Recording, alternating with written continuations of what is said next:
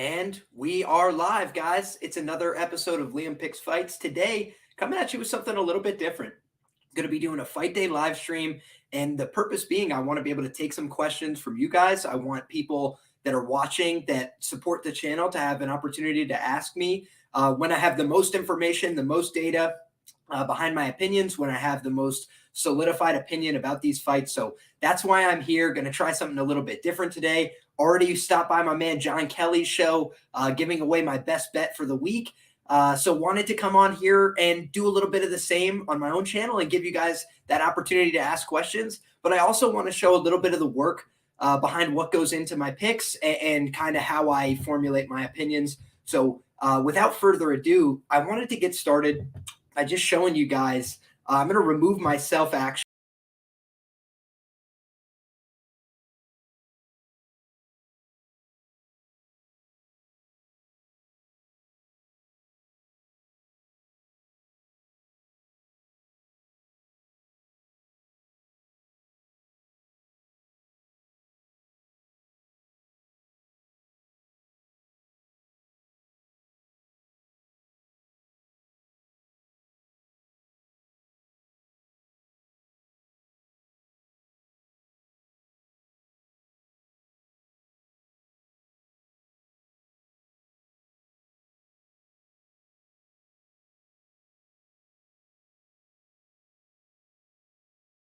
On. So I wanted to show you guys a little bit of the notes that I take, how I get to a, oh goodness. I have my man, Roy C says, I can't hear you.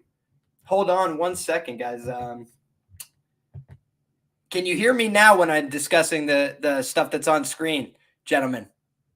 I'm going to wait for a response here. Okay, perfect. So what happened was I had forgot to mute the screen audio. I'm a little bit unfamiliar with some of these StreamYard tools, so appreciate you guys letting me know. Sorry that you couldn't hear me, but basically, guys, I'm going to start over then from the beginning. What we've got here is about 13 pages of notes that I assembled on Magomed and Ankalaev. At the top, we've got the normal stuff, the measurables. We've got some of the advantages I perceive him to have in the fight, but we really went top to bottom here with the Magomed and Ankalaev research, have all his UFC fights taped, as well as his pre-UFC tape that I was able to get my hands on. And I was talking about the Maxime Grishin fight, which I think is a standout performance from him. When I look at Magomed and Ankalaev, he's a guy that carries his power late into the fight. That's an example of it.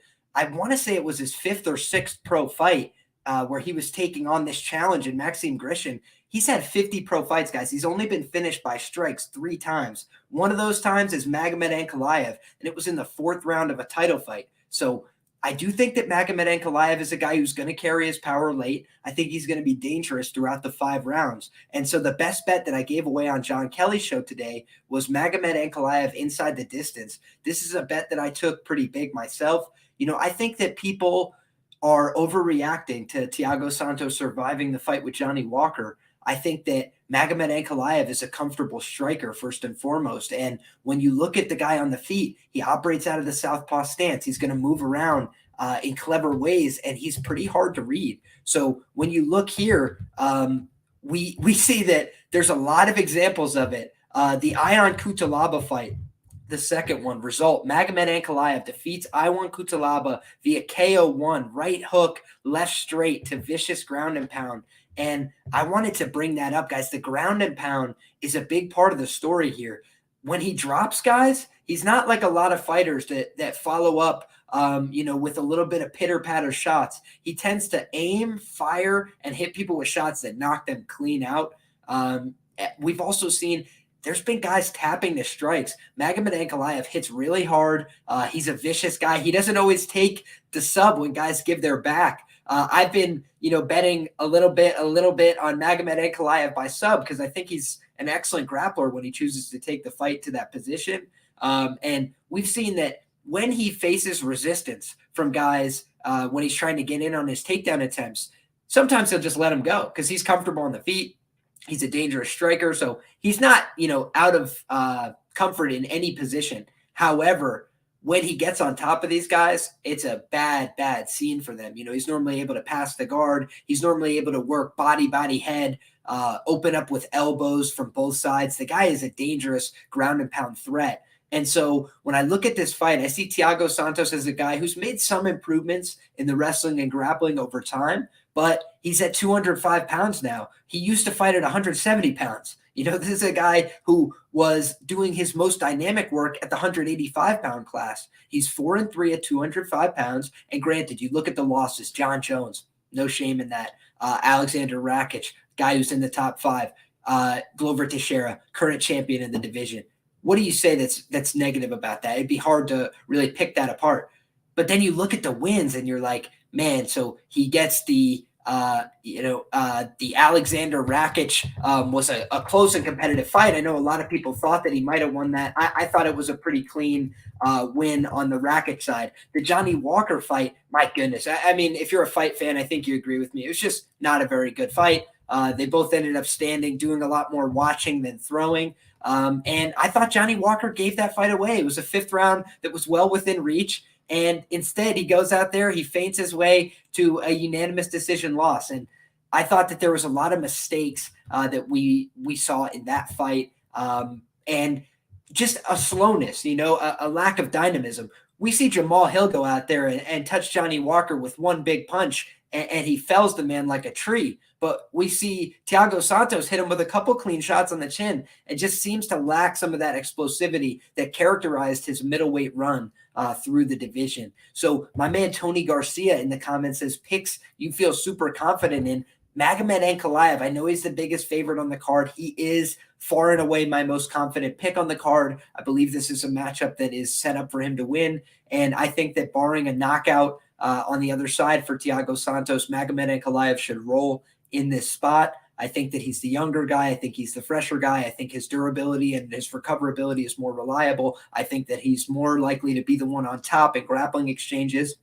I think that his ground and pound is deadly. I think that his striking game on the feet is competent. His defense and risk management is high level. So I really do like Magomed Ankalaev to win this fight. And not only to win it, I like him to win it inside the distance. You can get that at, I'm going to take a look right now at the updated prices according to bestfightodds.com, ladies and gentlemen. So Magomed Ankalaev is a market average of -640. I know, mind-blowing that I am on the big favorite here. But guys, for a massive favorite like this, you could still find Ankalaev inside the distance at +110 on 5 dimes, +110 Caesars Sportsbook, +105 DraftKings, -112 right now on Bet Rivers and Unibet. So that number is starting to take some steam. And to be honest with you guys, when the lines opened up on Bet Online, I went pretty big on this number at the -105 tag. It's down to -130 on Bet Online. So I do think that Ankalaev is likely to win this fight. I think he's very likely to win it inside the distance as well. Because Thiago Santos, if you look, the majority of his losses have come inside the distance. 6 out of 9 losses, 3 of them by submission. I know one of them's to Glover Teixeira, the current champ, but by goodness, even in that fight where he had a lot of success, where he hurt the champion Glover was able to work his way back into it at 40-some years of age and get on top of him, outlast him in the cardio, and break his will and his spirit down the stretch. So I think that if you want to shorten the price on Magomed Ankalaev, I like him to get this fight done inside the distance. FanDuel has a boosted odds set on Ankalaev to win this fight by knockout at +170. The rest of the market, I'm going to take a look now to not speak out of turn. The best market price is +125 right now on BetMGM Sportsbook. Most other books appear to be hanging the market average of +111, +110 on Magomed Ankalaev to win this fight by knockout. So if you guys are with me, if you agree, I still think that the inside the distance is the best bet, because it covers the chance that Ankalaev uses his grappling advantage here. He just never really attempts subs, guys. He's a vicious guy. He likes to get on top of people. Even when he's on top, he likes to throw big winging bombs and hurt them. So I think that Magomed Ankalaev is more likely to win this fight by knockout than any other method. However, I do think that the inside the distance will cover your ass in the incident that Thiago Santos shows his back, and Magomed Ankalaev gives a rare instance of mercy, taking the back with a submission here. So with all that being said, guys, we can move along to another fight, but I just wanted you guys to have my full thoughts on the main event, where you can access some of the better lines, better opportunities, and wishing you guys the best no matter how you plan on taking action. Like I said before, if you're on the Thiago Santos side, I think a good way to target this fight is Santos by knockout, which can be had as high as plus 750. I do think that's the majority of his win equity in this matchup. And I also think that the fight doesn't go the distance. It's just now starting to take heat. It's coming down to a market average of minus 162. But guys, you could still find this number for shorter prices. If you do your homework, if you look carefully. So I'd encourage you guys, go to bestfightodds.com, check all the books that you have access to. Look at the fight doesn't go the distance. Last time out, this fight between Johnny Walker and Thiago Santos closed minus 600, minus 400 across the market for the fight doesn't go the distance. This is a light heavyweight fight. This is a guy in Magomed Ankalaev who has nukes in his hands and a grappling upside. And then you got Thiago Santos on the other side, who granted he hasn't secured a knockout win since he knocked out former champion Jan Blachowicz earlier, in his career when he had first come up to 205 pounds. But man, it's been a little while. It's been a couple knee surgeries since. I think it's going to be, swimming upstream for our man Thiago Santos. But again, you want to cover your ass. You want to give a little bit of insurance. We have seen Magomed Ankalaev take shots clean on the chin. Dalcia Lungiambula loaded up right hand straight to the chin. We have seen guys get through with some kicks as well, which we know that Thiago Santos at his best can be a dangerous kicker. So I got in on the fight doesn't go the distance at minus 130. I hit it at minus 135.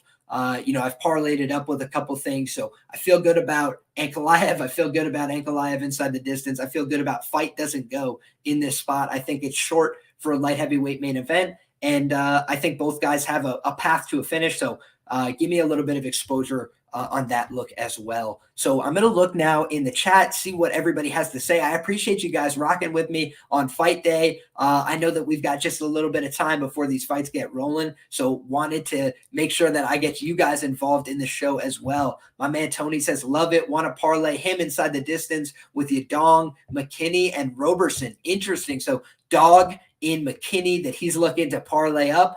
He sees McKinney and Brundage as potential upsets. I think that those are potential upsets on this card. I think that McKinney, he's got to get his work done early. And so that's why it's a little bit hard for me to bet into him. However, what I think is that if you get that live entry point on the other side, you could probably try and secure profit by betting McKinney pre-fight at the best available numbers and then entering live on Drew Dober after round one if you think that McKinney expended too much energy and wasn't able to secure the finish. So just a couple things I wanted to mention there. Also, let's see, my man Tony said Brundage as well. I'm with you on Brundage. I think that Brundage could definitely win this fight. I think that it's not going to be an easy fight, but I do think that he has the kind of style that can potentially punish somebody who's going to put their back against the fence line, like we know his opponent to do. And so I think that Cody Brundage, he's also shown that at his best, he can make guys miss on the feet. Dalcia, he tends to hit with a lot of power, but he also doesn't tend to aim very well. He just fires with heat all the time. And I think that if Brundage is smart here, he's going to bait out a lot of attacks. He does keep his hands down, which is a cause for concern. But his knockout losses show at 205 pounds for Cody Brundage. He got knocked out by William Knight at 205 in a fight that he accepted on short notice. He won the third round in a fight against Nick Maximoff that he accepted on short notice as well. So I think that Cody Brundage, sometimes we give these guys a little bit of grief because they aren't able to get it done in some of their earlier fights. But I do think he's been gaining relevant, important experience for his career. I think going the distance in the Maximoff fight is critical experience. I also believe if you listen to his interviews, he had a lot of personal circumstances that were hindering his performance. Problems with his child. He's in the hospital. He's trying to take care of other things outside of the cage. I think that we might see a rejuvenated, better performance here from Cody Brundage. And I do think that this is a, kind of toss-up fight. So for that reason, I like the underdog money that I got on Cody Brundage. I originally tipped this play at plus 105, plus 110, plus 113, plus 115, plus 117. Those are the kind of numbers I'm seeing on the market. So it seems like some late money's coming in on Dalcia. I get it. He's got some UFC experience. He himself is down from 205 pounds at 185, but I see Brundage as being the better wrestler with better cardio down the stretch. And I also believe that Brundage is going to be really motivated, fired up for this fight, ready to perform and compete. So give me Cody Brundage here as a small underdog. He's the much younger fighter. He's the much taller fighter. And I believe that his wrestling and his ability to push this fight against the fence is going to pay dividends. So the knockout is what I'm a little afraid of here. Dalcha does throw committed strikes with power. I've seen Cody get hit by lower level fighters on the regional scene, but I've also seen him stand up to some of those shots and, start mixing in the wrestling when things go poorly. And barring one of those side elbow knockouts like happened to him against William Knight, I think it should be a decent enough spot for Cody Brundage. So I'm with you, Tony. Appreciate your support and your comments in the chat. Got 21 people rocking with us live. Appreciate all you guys for being here. If you got questions, comments, fights that you're excited about, drop them in the chat, and we're going to try and get to them here. We got my man Nick says, Liam been slaughtering these cards. Appreciate you big time. Just trying to put in the work every week and go back swinging and learn the lesson. So when we put in a bad bet, hey, got to own that, got to take it on the chin and just got to learn from it. But I feel good about the spots this week. I feel good about some of the opportunities, and I appreciate you guys being here. So got my man Dennis in the chat says, what's up, Liam? What's up, Dennis? Appreciate you. My man Bon Kui says, got in a little bit of action late last night at -138. Shout out Bon Kui, beat the line movement there. Missed the first fight. Who you got on that? So the first fight, man, we did discuss it on my show yesterday. If you guys want to hear full card breakdown, me, Jack Attack, one of the number one right now, but one of the best bettors on BetMMA.Tips, Jack Attack. Worth taking a look at that video as well if you want to see a full card breakdown. Right now, we're just going through some of the fight day thoughts and what people have in terms of questions. But this is a question that's coming up. Azamat and Tafon, who do we got here? So this is a fight I bet much earlier in the week, and price is an important factor for me when I'm betting on MMA. So I like to beat closing lines. I like to identify spots that I think other people in the market are going to jump on and get to them early. So Azamat Murzakanov, I see this guy and I think to myself, he's got fast hands. He's got pretty credible experience as far as I'm concerned on the regional scene. And on top of that, he's not going to be fighting, the most experienced guy in his debut here. Tafon Nchukwi, he is a guy that comes in with a lot of durability. He comes in with a lot of potential upside as far as that is concerned. He is the much younger guy in the matchup. He's got a lot of things like we'd like to talk about, the tail of the tape advantages. Tafon's got a big reach advantage. He's got a height advantage in the matchup. He's significantly younger, but we also know that he's a Team Lloyd Irving guy. So he should be making improvements on the ground, fight to fight. Very technical jiu-jitsu coming out of that camp. Not a lot of other good things you could say necessarily. But what I would also say is I believe that Azamat Murzakanov, he might have a wrestling advantage in this fight. Tafon tends to do a lot of things that work against wrestlers that you're a lot better than and a lot stronger than, a lot more physical, where he will start hitting whizzer kicks. He will defensively hip into people and hip bump them into the mount. He's a very physical athlete in that regard, and he does have some interesting maneuvers where he can work from the whizzer. I believe he's got a sophisticated judo background of some sort. But what I also believe is that when I watch this guy, I don't see necessarily 15 full minutes of cardio. I do think that everything he does with 100% intention. So there's times where he needs to take a little bit of breath, where he needs to reset, take some deep breaths. I do think he is an operator in the clinch. My man Fimble MMA pointed this out in very good detail. And I think that he hit the nail on the head. This is a guy that can really throw knees to the body. He could piece you up with those shots when he pushes somebody against the fence. So the interesting thing about this style dynamic is who gets to end up coming forward.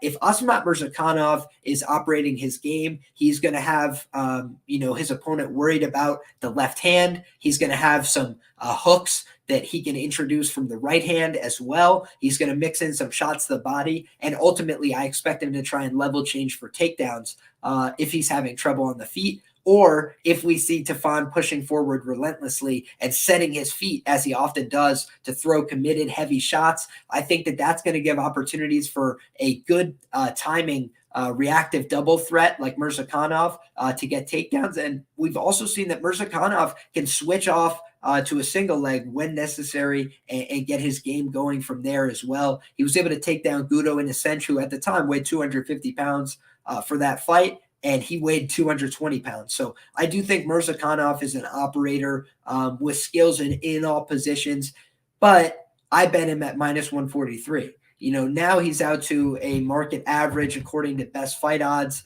of minus 195 on Azamat Murzakanov. If you're a DraftKings player, you can get minus 180. I'm seeing minus 182s on the board at Bet Rivers as well as Unibet, and a minus 185 is showing with Tafon taking some late action on Bet Online.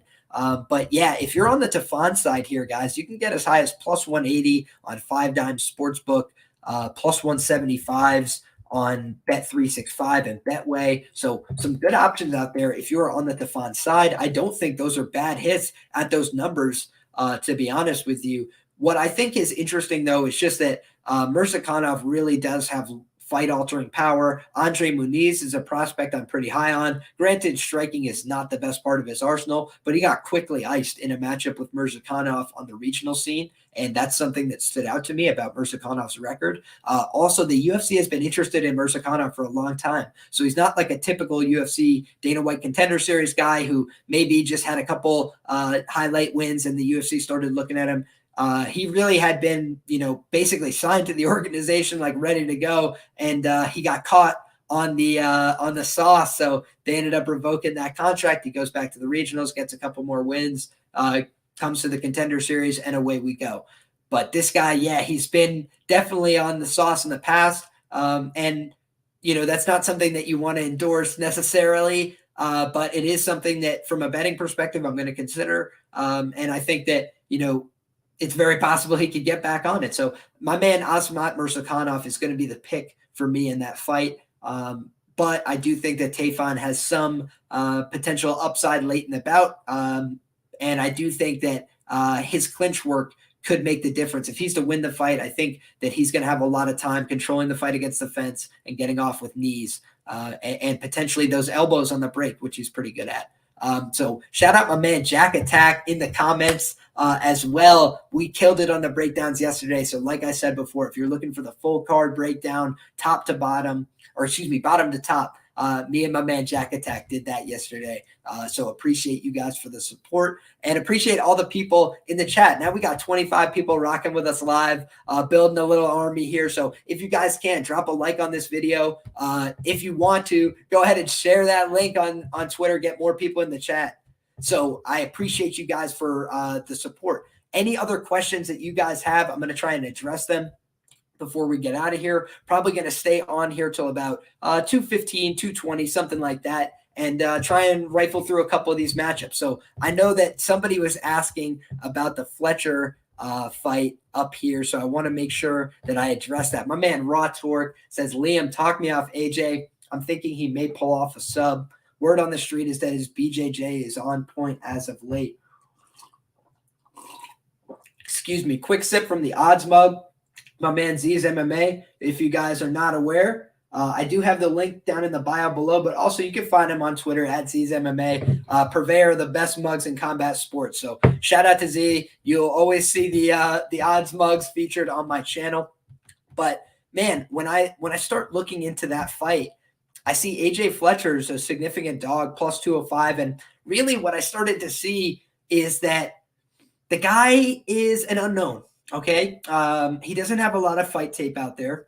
He's fought a bunch of guys that are less than credible. And then he has a big win on the Contender Series. So you don't want to get out over your skis and say, hey, AJ Fletcher, future world champion, AJ Fletcher, best in the division, none of those things. But it's a numbers game at the end of the day. And that's the way that I play this. And so I see a plus 205 by his name, and I see a lot of unknowns, and I see a lot of potential. So what I like about AJ Fletcher's game is the guy level changes beautifully. When somebody starts committing to throwing punches at him and thinking that they've got him in range, the guy is pretty good about timing that, level changing, getting a double leg. And, one of the things that's really hard about wrestling is developing timing. They always say that one of the first things to go when you stop wrestling on a regular basis is your timing. So your ability to, find that moment, that right time to drop down for a shot, that right instance where the other person's feet are set and you can blast through them. And AJ Fletcher, I think it's in part because of his sophisticated football background. The guy did play football at a high level, as well as his, his background as a mixed martial artist. He's been training since college, and the guy just knows when to level change for his takedowns. I think it's impressive.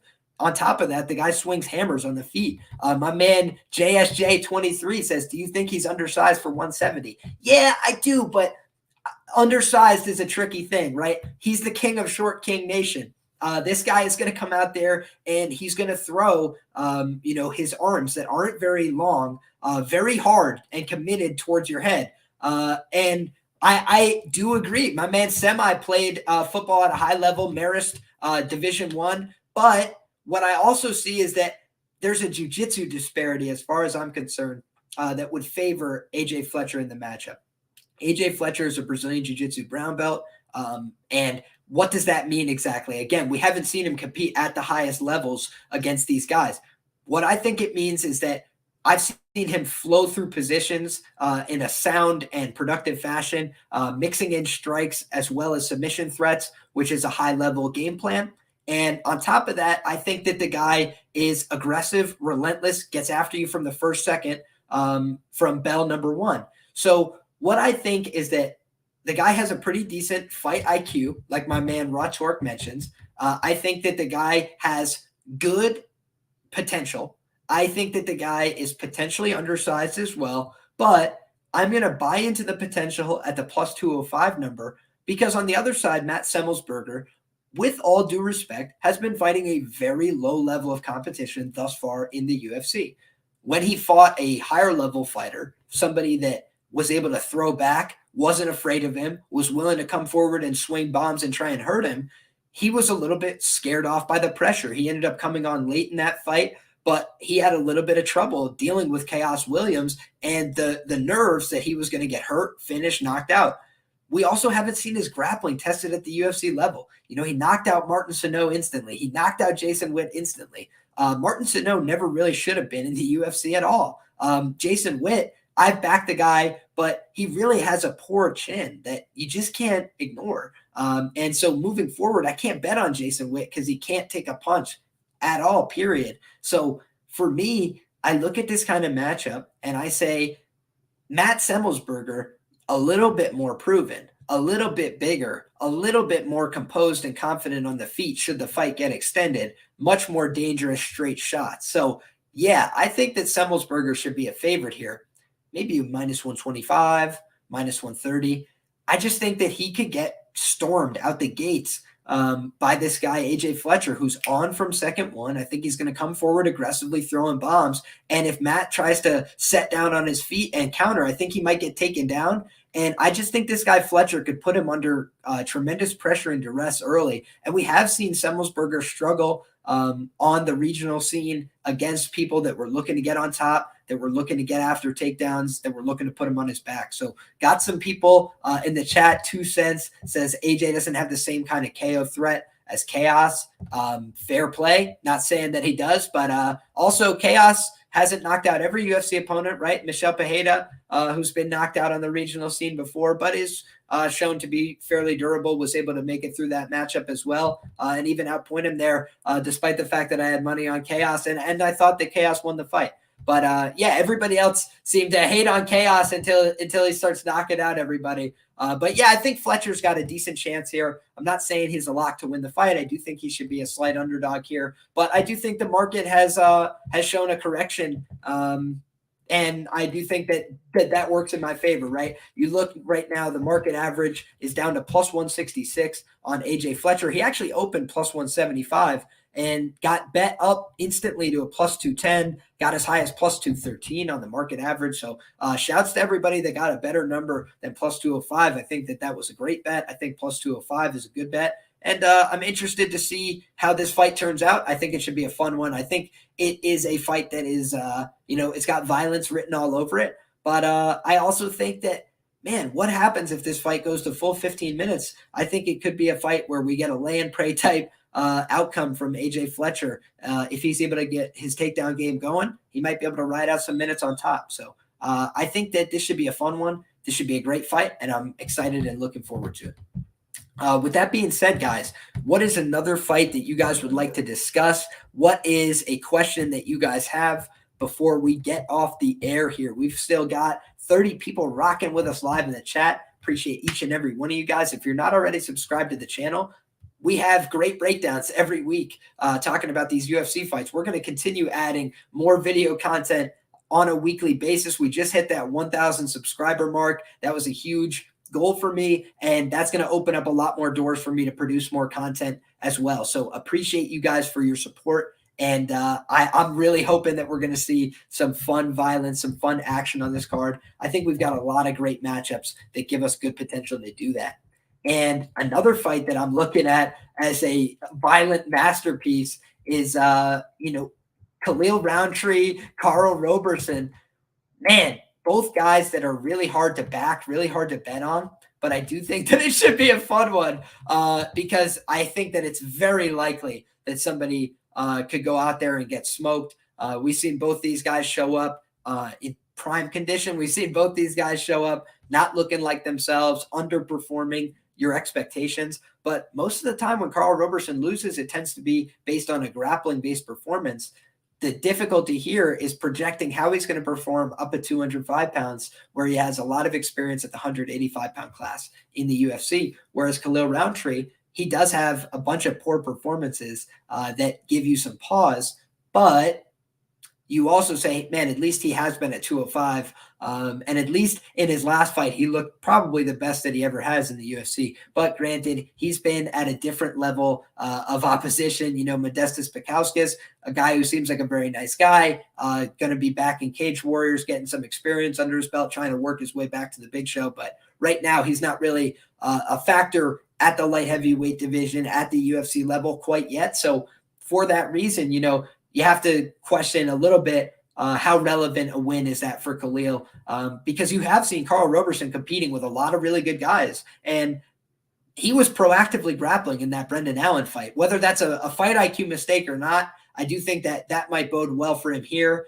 Granted, it's hard to bet into a grappling upside up a weight class at chalk, so that's why I stayed off this fight personally, but I did tip to a bunch of guys that I talked to about fights that I thought Roberson as an underdog was an interesting look here, and the market movement has surely reflected that. So that was just a fight I wanted to touch on because I think it's fun, and I think it should be a good time. So wanted to shout out a couple of people in the chat. We got 2 cents says, Liam been grinding. Respect, appreciate you. Big time, my man. Thank you. This is the toughest pick for me. Super on the fence says Jack Attack, and I'm right there with you, man. I think this is one of the harder ones to pick on the card. No wonder the odds have been so close. But I do think that it should be good fun all the same. We got my man Bo Jack. Bo Jackson says, liked and listening. Appreciate you massively for that, my man. Thank you for stopping by and rocking with us. And my man Raw Torque says, Marlon and Dong thoughts. Man, this is another fight that I'm super fired up about. When I had my strongest reads on this card, I like to take those to market early, make sure that I try and get the best of the number. And sometimes that works out for me. Sometimes it doesn't, right? So, for example, Magomed Ankalaev, the number opens up, minus 105 inside the distance.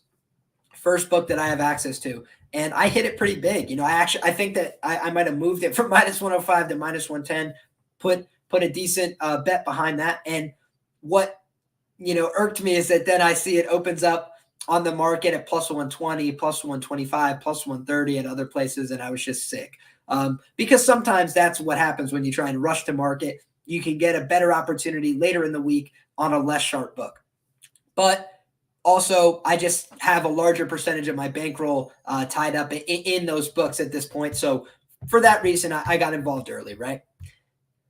Then there's other times when I do sometimes get a better number, something I'm more interested in playing. So I did hit Song Yadong by knockout here at early numbers, plus 125 for a bit of change. And I think that that's a good spot. Listen, when I look at Marlon Moraes, I think that he is a talented fighter. I think he's got a lot of skills.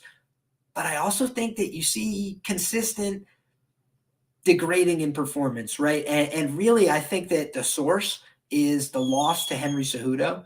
That was kind of a career-altering fight for him. He gets to the title fight. He's riding a huge wave of momentum. And it just seemed to fall apart for him early. The fight was going well. The fight is everything he hoped for. He's doing great. He's hurting Henry. He's hitting him with big shots. But Henry's will was so much stronger than his, and he overcame him in brutal fashion, really hurt him, finished him, did a lot of damage in the process. And I think it broke Marlon's fighting spirit in a way. And obviously, Marlon's done everything possible to improve himself for this fight. So this is going to be the make it or break it spot. He goes to Thailand. He gets the right coaching. He's looks like the picture of fitness when he steps on the scale in the spot. But then I just have my own question marks where I say he's getting hurt and dropped by jabs against, Rob Font right in the early going. I don't like that. Bad visual, concerning performance as far as I'm concerned.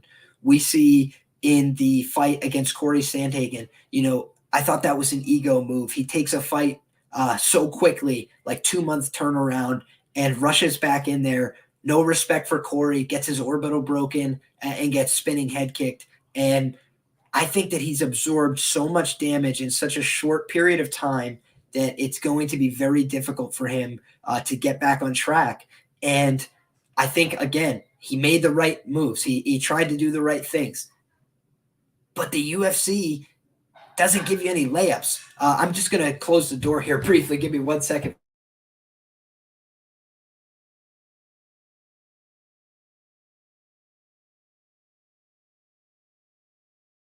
The dog opened us up to the outside world. Sorry about that. Shout out to my man Uncle Weezy in the chat. Says, what's up, Liam, and good luck to you this weekend. Appreciate you big time, Weezy.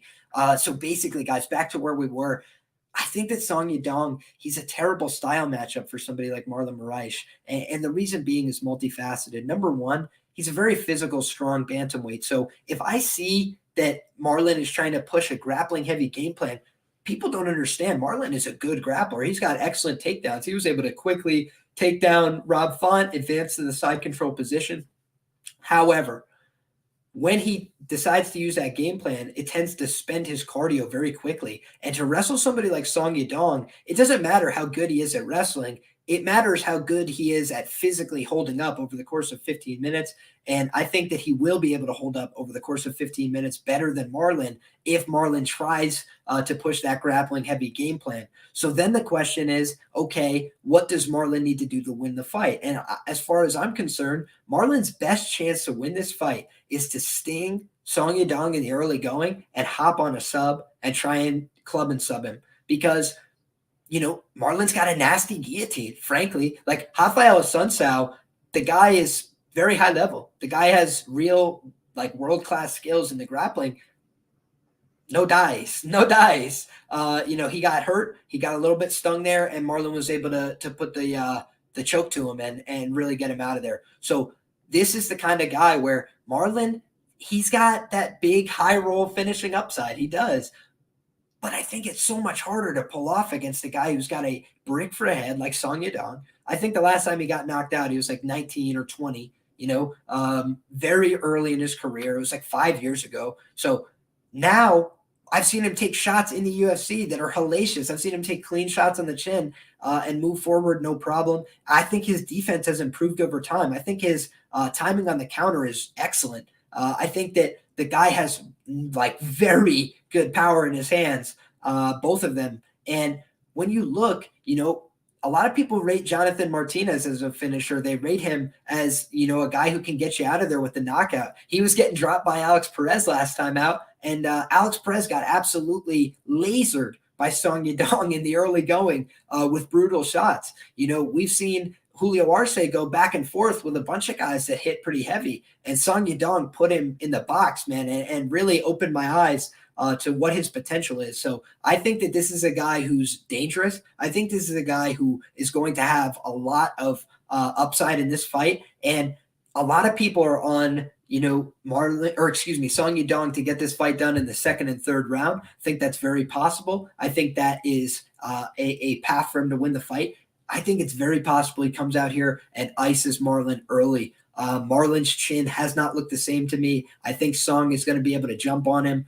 And I think that Marlon, he gets very aggressive early. He really likes to come out there throwing heavies. And if you've got great timing on the counter and somebody is going to come out swinging and give you opportunities, I think Song Yadong is going to set his feet and counter, and I think he's going to knock out Marlon Moraes in the very first round. So give me Song Yadong this weekend. But I also think, full respect to Marlon Moraes. He's a great competitor. I'm not rushing to lay the minus 300 necessarily on Song Yadong here on the money line, but I do think Song Yadong is the side. I think he's going to knock him out. So that's the side that I'm backing for that fight this weekend. And we have been going for 41 minutes, guys. This Fight Day live stream has been fun. It's been lively. We've got 32 people rocking with us. And I want to get to any more questions you guys have before we get off the line. I'm going to give myself 13 more minutes here on the air. We're going to cut ourselves at 2:30 p.m. Because I got to make sure I get information out to all the great people on scoresandodds.com.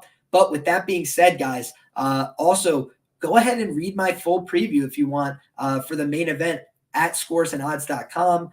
You can always find that information on my Twitter. Also, I did a full card breakdown from both a daily fantasy and betting perspective on the Roto Grinders premium section this week. New show that we're doing on their MMA section. Not a new show, but I guess I should say I'm new to the show. I'm going to be hosting there as well. So if you guys want that premium information a little bit earlier in the week, that's another way to get access to it. Just wanted to shout them out. Also wanted to shout out my sponsors over at PrizePicks. I want to take a quick look and see if there's anything on the PrizePicks board that stands out to me for this week. I think there should be some good fun to be had in terms of the PrizePicks opportunities. So as I get signed in over there, you guys please fill up the chat with any questions that you guys have for this card, and we're going to make sure that we hit them before we get out of here. So looking real quick at the fight time. Okay. Anything I like here? Fight time looks tough. Fight time looks like they've got a pretty good grasp on what to expect here. I think that the under 7.5 minutes for the Dober and McKinney fight is interesting, potentially no matter which side you're on. I think the under 8.5 minutes for the Song Yadong fight could potentially be interesting. I'm also looking now at the significant strikes perspective. I'm seeing 45.5 significant strikes for Song Yadong. I'm not sure that Marlon could take 45.5 significant strikes in this fight. It's possible, definitely, but that is something that I would have a little bit of skepticism about. I think that the under on Ankalaev significant strikes also could be interesting here.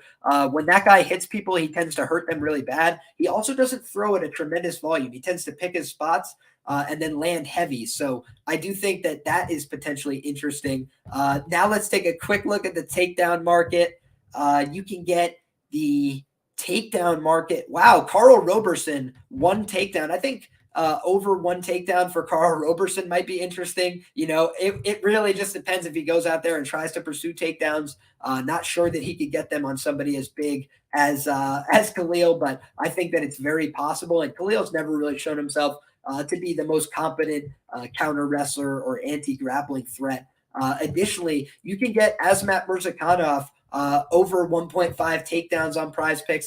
I think that that's very possible that he'll hit that number. It really just comes down to how Tafon's takedown defense holds up over time. But I do think that there's open questions about that. I think that Jun Young Park was able to really create some doubt about whether he's going to be able to defend takedowns over the course of a full 15-minute fight here, especially if Azamat is able to switch between the double leg and the single leg, as he's shown in some other competitive fights of his. So those are some of the PrizePicks looks that are standing out to me in the early going. I'm also seeing, in terms of a PrizePicks look that, maybe some people will call me crazy. I think the over on Miranda Maverick fantasy score at 87.5 is something that catches my eye. JSJ23 says, you think Miranda is being overrated at these odds coming off her last performance? No, I don't.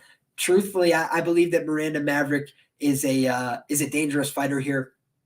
I think that Sabina Mazo is in a tough matchup stylistically. I think Maverick has a lot of grappling upside here. And I think that if she takes this fight to the mat, she should be able to work into control positions and potentially find a finish. So, yeah, I do like Miranda Maverick in the spot. I think that she's fired up. I think that she's ready to go.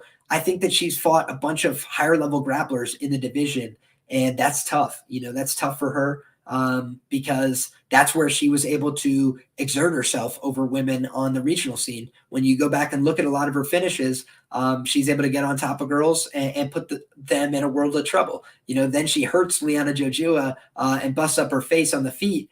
And I think, man, maybe that got to her a little bit. Maybe the fact that the UFC just gave her a bunch of these tougher matchups. Erin Blanchfield, I rate as somebody that's going to do damage in the division. Her grappling is high level. So as far as I'm concerned, this is a high level enough girl that has, much more upside than Sabina Mazo at this point in her career. So give me Miranda Maverick. I think she's going to get on top of her and cause her a lot of problems. So that is how I feel about that fight. My man Jack Attack says, any thoughts for Bellator? No, not a ton of them, man. I didn't get a chance to look into it. I'll just come clean with you guys. I do have Mads Burnell in a couple parlays. Got him at -205. I'm going to take a look over at bestfightodds.com, see what they've got on offer right now. Yeah, best price right now on Mads Burnell is -210 on 5 dimes. He's -260 on Bet Online. Market average is currently sitting at -226. So, yeah, I kind of just got involved early here. I think Mads Burnell has the grappling upside. I think it's possible he's able to get a submission going. I think it's possible he's able to wear on his opponent here. But, Cody Safdie, somebody I really respect as a predictor, as an analyst, he gave a counter narrative based on cardio. He thinks Boric is going to be able to outlast him here and come back to win the fight. When we've seen Burnell struggle in the past, it has been a little bit of cardio concerns. He's been submitted himself, despite the fact that he's a proficient grappler. So a couple of things that I just wanted to throw out there in that regard. I am invested in Mads Burnell. I did get the best of the number by just a hair. But, yeah, I'm basically just sitting with those parlays untracked and, debating cashing out some of them because I got a lot of them. But, yeah, I think that it just should be a winnable fight for him. And I think that some of the cards coming up, as well as some of the fighters on this card are parlay-ish material. And for that reason, I have him parlayed up a few different ways this weekend. So want to shout out my man JSJ, says, best of luck, guys. Appreciate you. We got my man Raw Torque saying, Liam, how can Bruce Leroy win? Not on him, just looking for feelers. Yeah, I think how he wins here is largely loaded up in a finish. I do think that Sadiq Youssef is a little bit questionable in terms of his chin, if you had to give a criticism. I also think that at times, if he gets taken down or if he's in a position of vulnerability, he could give his back. And I do think that sometimes people underrate Bruce Leroy's ability to take the back, man. Like, he took the back at the Fury Pro card, submitted the LFA champion like instantly with a back take. He's done the same thing to Sungwoo Choi in a fight where he faced a lot of adversity, where he got hurt badly on the feet, where Sungwoo Choi, has that significant length and reach advantage, and he was able to get a decent shot on him. My man Fernando's asking about Johnny Eblen. I have no thoughts on that fight, brother. Unfortunately, I really just don't have a clear read on that matchup when I look into it. So, yeah, I didn't look into it in tremendous depth, but again, it's just a little bit of a cause for concern. But I do think, I understand the angle for sure. Appreciate the breakdown, says my man JSJ. Anytime, brother. Happy to try and help. On fight day, happy to try and let you guys know where I'm going with my money, give you my arguments, and whatever you guys decide to do at the end of the day, I support you. I'm rooting for you. It's all of us good guys taking on the bookies every weekend and hoping that we're able to get another winning week off. We've been doing quite well so far this year, trying to keep the ball rolling in that regard. Going to have my full picks predictions out on Twitter at LiamPicksFights. You can find me there. You can support me there as well. I always appreciate when you guys do. And we're winding down. We got 5 minutes left here, almost an hour that we went here for the Fight Day live stream. You can find me as well, guys, on Pub Sports Radio. I normally do these live fight breakdowns. Should be a lot of fun. Hope you guys will stop by and check that out.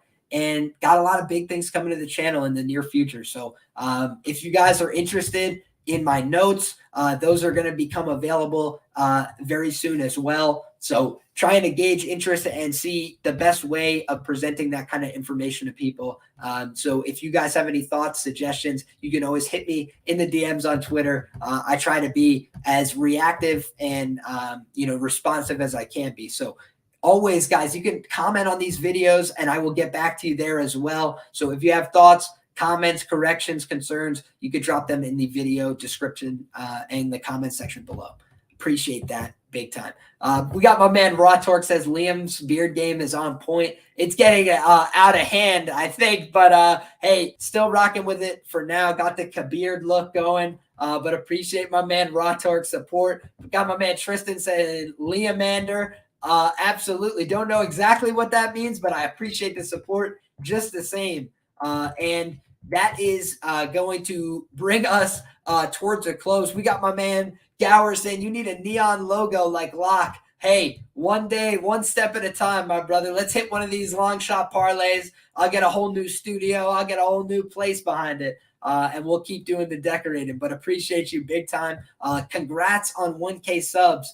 Boom. Appreciate you big time. MMA's favorite uncle, Uncle Wheezy. Can't thank you enough for the support, my brother. Always a pleasure to have you on the channel. If you guys haven't already, go check out my man, Uncle Wheezy, all the great work he does, all the great work that he does with Pub, all the great work he does with DFS by the numbers. Go check that out as well. Should be a great time. So, guys, if you have any more questions, you got 2 minutes to get them in. We're about to draw a close to the live stream here. If you guys want my full information, again, my premium selections go to scoresandodds.com.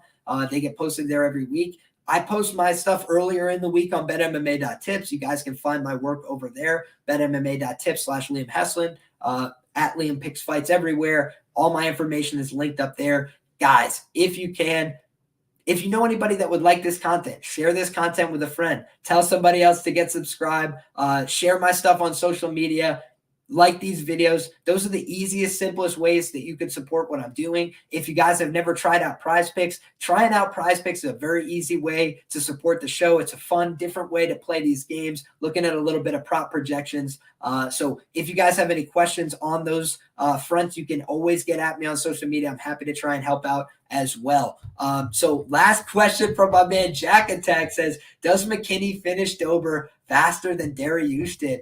Man, it's possible, Jack Attack, because I'll one-up you with, how about Efrain Escudero in the opening clip? I think it's 30 seconds in. Gets the finish there on my man Drew Dober. Granted, it's a long time ago, 2015, but when I talk about stylistic matchups that are tough, you got to look back and really start to evaluate your own biases. I've been against this Terrence McKinney character at a couple turns. He's shown up, shown out, got a couple big wins. I don't want to keep giving away money standing in front of this guy, especially when he's got a favorable stylistic matchup here in Drew Dober. I do think that Drew Dober could get hurt, or could hurt Terrence McKinney as this fight goes on. I think that he is on from the opening bell typically. So Terrence has to mind his P's and Q's, but man, that wrestling, that grappling looks very instinctual, and he's able to pass positions very fluidly. So I like what I saw from Terrence McKinney last time out. I'm not going to keep standing in front of him with my money. And wanted to shout out my man, Daniel Edwards says, I bet McKinney by submission. You know, the worst part of it, boys, I had McKinney by submission plus 600, cashed it out, wasn't feeling great about it. And then now the line's down to plus 500. So foolish me. We'll see what I end up doing before fight time. But right now, no action for me. And that is going to draw us to a close. So, guys, if you came and you took part in the chat, I really appreciate you guys doing that. Thank you for your support. It means a lot. Thank you guys for 1,000 subs. That's what's going to keep me going, keep me rocking and rolling here. Everybody who supports me, you guys mean the world to me. Thank you once again for your support. If you have any questions, get at me. Don't be afraid to ask questions. And thank you once again. So, God bless you all. Enjoy the hell out of these fights. They should be tremendous. Good luck with any and all action that you guys end up taking. And I wish you the very best. It is us, all you guys that are in the chat, myself, we're the good guys. We're taking on the bookies. Let's take them to task one more time. We've been doing well so far this year. Let's keep the ball rolling in the right direction. So let's keep liking these videos. Let's keep subscribing to the channel. God bless you all, guys. Come back next week. We're going to have all the same fun again. Thank you. Take care.